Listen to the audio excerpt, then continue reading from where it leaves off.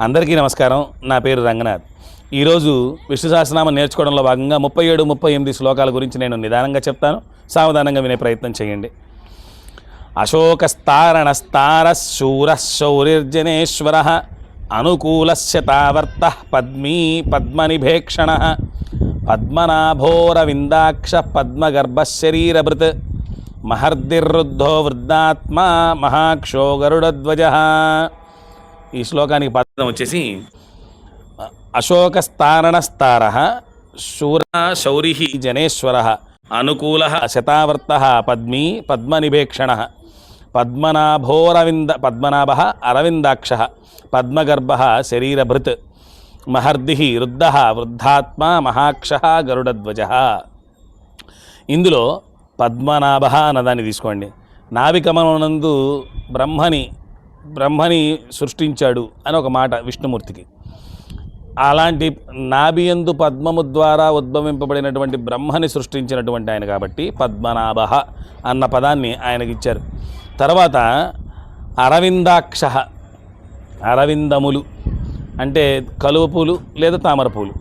కలువ పూలు లాంటి కళ్ళు అనుకోండి, పెద్దవి, పెద్ద పెద్ద కళ్ళతో ఉంటాడు. అలాంటి కళ్ళతో ఉన్నటువంటి ఆయన మనలో ఉండేటటువంటి భక్తిని, మనలో ఉండేటటువంటి ఆయన యందు ధృతి తప్పని ధర్మాన్ని, ఆయన యందు మనం పెట్టినటువంటి శ్రద్ధని ఆయన ఏ కొలతతో తీసుకుంటాడో అదే కొలతతో మనకి రావాల్సినటువంటి మోక్ష మార్గాన్ని కానీ, తప్పుల యందు శిక్షని కానీ అదేవిధంగా సమపాళలో అందించగలడు.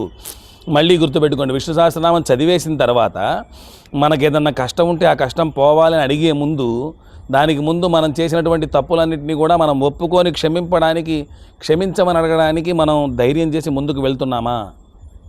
అలా ధైర్యం చేసి వెళ్ళలేనప్పుడు ఆయన ఇచ్చే మోక్షాన్ని ముట్టుకోవడానికి కూడా మనకు అర్హత లేదు అంటారు.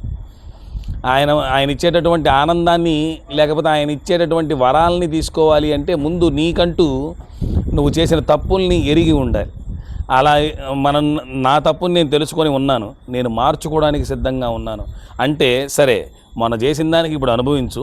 కొన్నాళ్ళ తర్వాత నువ్వు అదే ధర్మ మార్గంలో ఉంటే నేను నీకు మంచి చూపించడం కాదు, నువ్వు చేసినటువంటి ధర్మకార్యాల వలన నీకు అన్నీ మంచే జరుగుతుంది అనే అభయం ఇవ్వగలిగేటటువంటి అభయాత్మ స్వరూపుడైనటువంటి పరమాత్మ మనందరి వెనక ఉన్నాడని నమ్మకంగాను ధైర్యంగాను ఉంటూ అదేవిధంగా సంతోషంగా విష్ణు సహస్రనామ స్తోత్రాన్ని చేయాలని కోరుకుంటూ మరో 2 శ్లోకాలతో మళ్ళీ కలుసుకుంటాను. అంతవరకు నమస్కారం.